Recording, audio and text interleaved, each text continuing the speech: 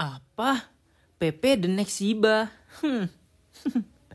Mau mau ngakak tapi ya sudahlah ya kan. Karena dari dulu juga udah pada tahu ya channel ini anti channel micin, apalagi koin-koin yang menurut kalian wah ini bakal kali sekian. Ada memang, tapi presentasinya itu 1:100 gitu. Sisanya apa? Sisanya rungkat. Oke, semuanya kembali lagi bersama CV di sini. Ya, hari ini agak sedikit cepat karena nanti malam aku ada kesibukan lain, jadi nggak bisa upload malam dan aku serahkan semua pada video sore ini ya untuk analisa malam ini.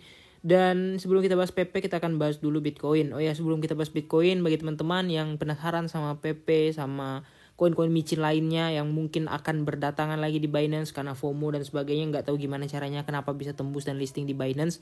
Dan banyak banget yang kemarin yang protes, yang bukan protes, yang nanya, "Bang, kok bisa listing Bang micin ini baru?" gitu ya. Ya itu kayaknya ya kalian tau lah sekarang the power of orang dalam ya. Nggak cuman di Indonesia, ternyata di semua dunia itu ternyata ada the power of orang dalam kayak gitu juga. Ya, siapakah PP itu pendirinya kita nggak tahu. Tapi yang jelas udah banyak warning, udah banyak notice terhadap PP itu bukan investment. Sekali lagi ya, koin meme, koin kayak gitu itu jadikanlah sebagai gambling, bukan koin untuk investasi, bukan koin untuk jangka panjang dan sebagainya. Oke? Nah, jadi bagi teman-teman yang mau daftar di Binance, langsung saja menggunakan kode link referral yang ada di kolom deskripsi. Oke, kita mulai dari Bitcoin. Ya, Bitcoin kelihatan benar-benar ngocok. Ya, artinya apa? Artinya bagus. Artinya dia bikin best. Tadi sempat turun lagi ke 2744, kemudian udah balik lagi ke area di mana aku bikin video tadi pagi, yaitu di sekitar 276. Dan untuk sementara waktu ya kayaknya masih bolak-balik aja. Karena apa? Karena dia perlu bikin best dulu. Ya, dia nggak mungkin akan langsung naik. Misalnya habis turun ke sini kan, dia langsung naik itu nggak mungkin. Kenapa? Ya karena dia kalau mau naik itu dia perlu retest lagi, perlu uji support lagi. That's why kita bilang sebagai konsolidasi atau bikin best di area support. Ya, tapi kok bisa aja konsolidasinya gagal, artinya supportnya tuh kejebol. Nah ini kan sekarang lagi dicolek-colek nih ya, yang garis-garis daerah-daerah hijau ini dicolek, naik, dicolek, naik, dicolek, naik turun ya, seperti biasa. Nah kalau kita perhatikan juga untuk target masih tetap sama, nothing change atau tidak ada yang berubah dari analisa yang tadi pagi. Perhatikan juga titik-titik merahnya ini, karena titik-titik merahnya ini adalah area di mana dia bisa terserap area di mana dia bisa rejection gitu ya, bukan terserap ya.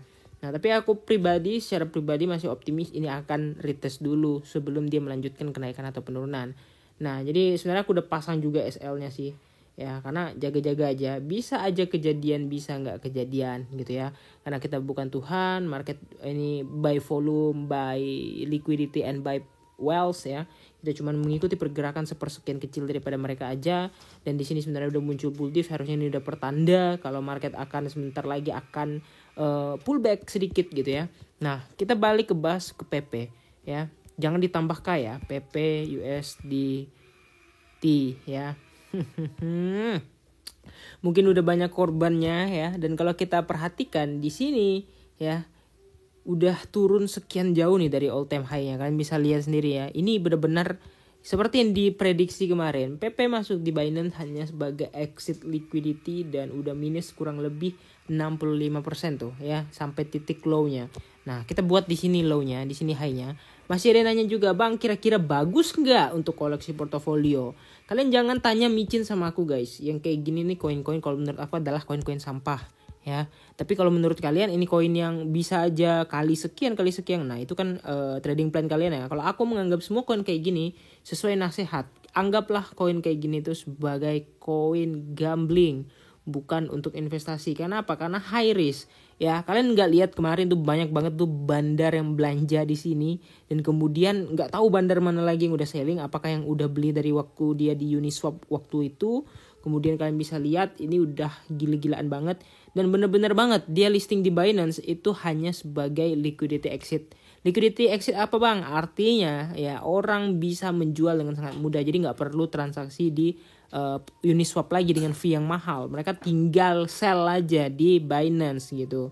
Yang bisa lihat sendiri lah. Ini balik ke harga ketika entry masuk kemarin ya. Nah di sini nih ya.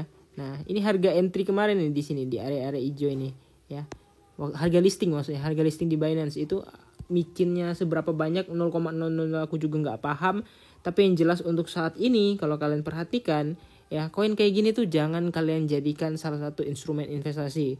Aku yakin banget mungkin di antara kalian udah ada yang mungkin sangkut di sini atau mungkin udah ada yang cuan. Sebenarnya sah-sah aja kalau kalian beli waktu di Uniswap karena ya itulah aku bilang tadi, satu dari sekian aja yang kayak gini gitu kan.